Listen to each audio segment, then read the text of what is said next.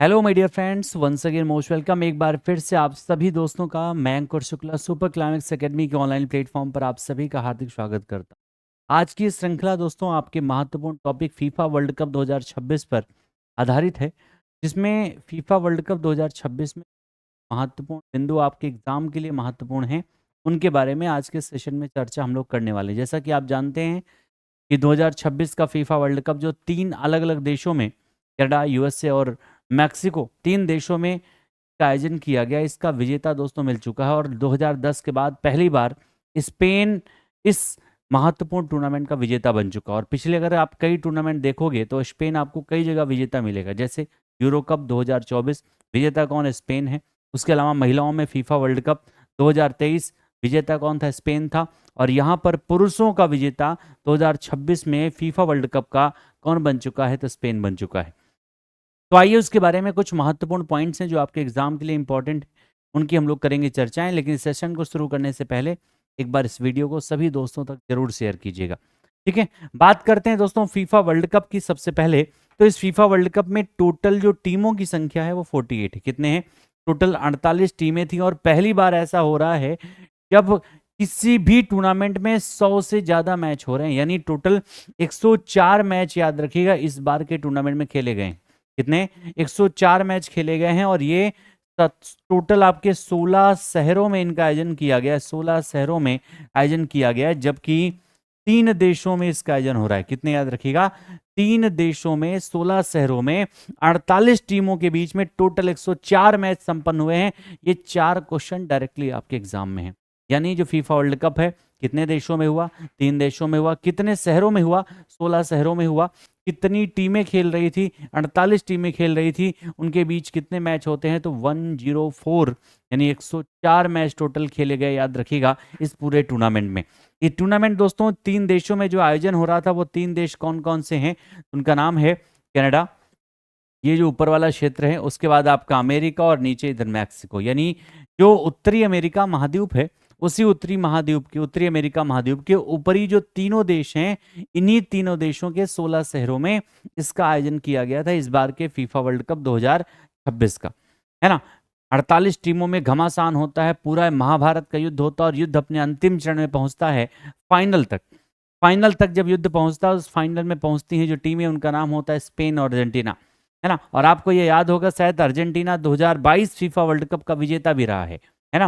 उधर FIFA world cup में जो विजेता टीम रही है वो अर्जेंटीना की टीम रही है।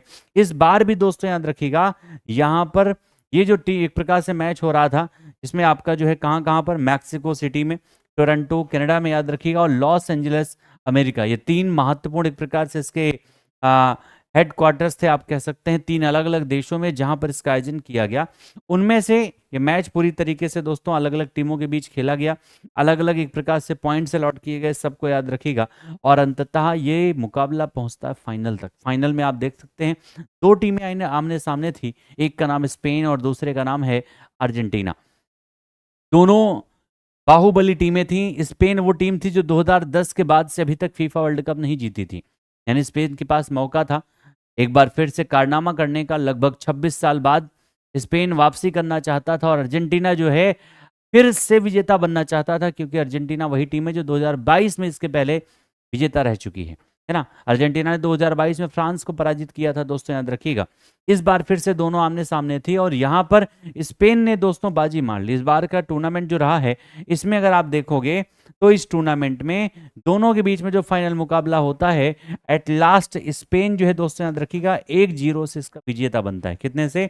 स्पेन कितने से? याद रखिएगा दोस्तों, तो 1-0 से स्पेन जो है, याद रखिएगा, इस फीफा वर्ल्ड कप 2026 का दोस्तों विजेता बन गया। और 2010 के पश्चात दोस्तों याद रखिए, 2010 के पश्चात, याद रखिए, 2010 के पश्चात स्पेन पहली बार विजेता बना। स्पेन जो है पहली बार दोस्तों याद रखिएगा इसका विजेता बनता है, याद रखिएगा। तो इस तरीके से दोस्तों याद रखिएगा, यहाँ पर इसका स्पेन जो है विजेता बन चुका है।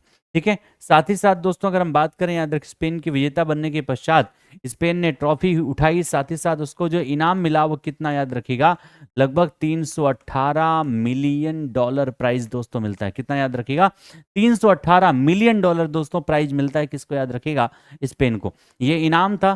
फीफा वर्ल्ड कप के साथ साथ दोस्तों याद रखिएगा सबसे बड़ी राशि मिलती है किसको याद रखिएगा, स्पेन को याद रखिएगा। और उसके बाद अगर हम बात करें तो इसमें जो महत्वपूर्ण अवार्ड थे वो कौन कौन से हैं, कौन सा दोस्तों याद रखिएगा, ये इंपॉर्टेंट अवार्ड है। यानी टूर्नामेंट समाप्त हुआ तो कई सारे अवार्डों का वितरण होता है ना, कौन सा सबसे ज्यादा गोल करने वाले कौन है, गोल्डन बूट किसको मिला हुआ, ये सारे अवार्ड जो मिले हैं उनके बारे में, क्योंकि यहीं से क्वेश्चन ज्यादा बनते हैं।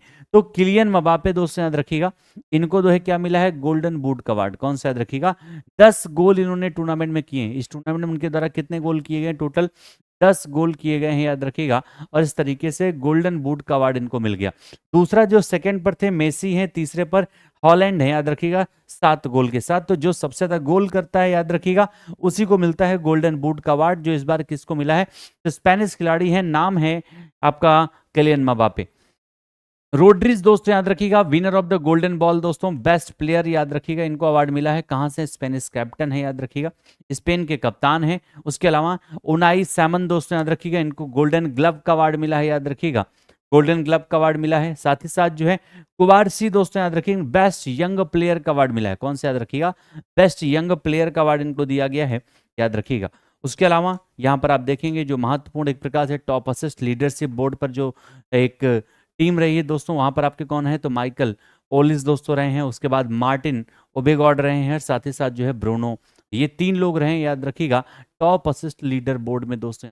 तो इस तरीके से ये पूरा टूर्नामेंट आपका कंप्लीट हो चुका है। और ये आपके महत्वपूर्ण प्लेयर्स हैं दोस्तों याद रखिए, इनके अवार्ड के संबंध में याद रखिएगा।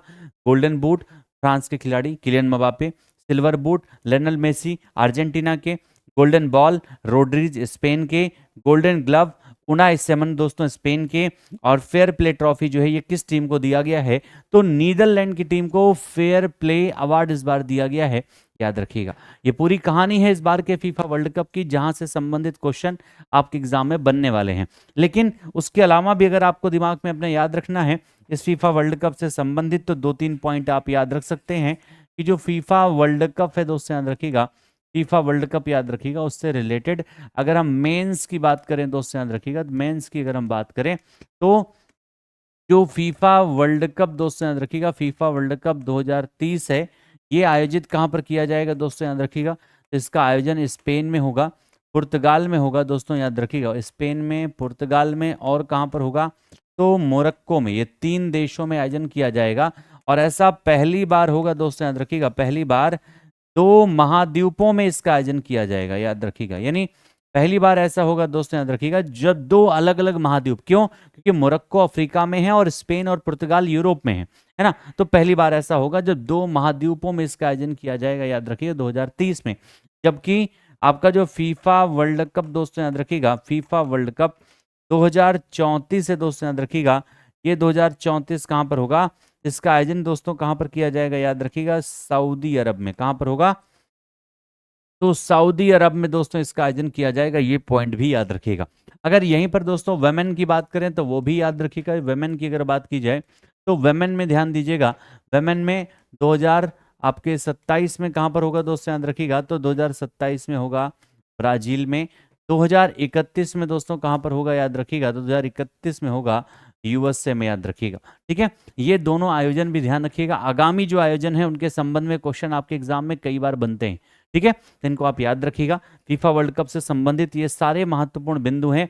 और अन्य इसी तरीके से वीडियोज के साथ हम लोग फिर से मिलेंगे अपनी अगली क्लास। तब तक के लिए दोस्तों आप सभी को thank you so much everyone. जय हिंद।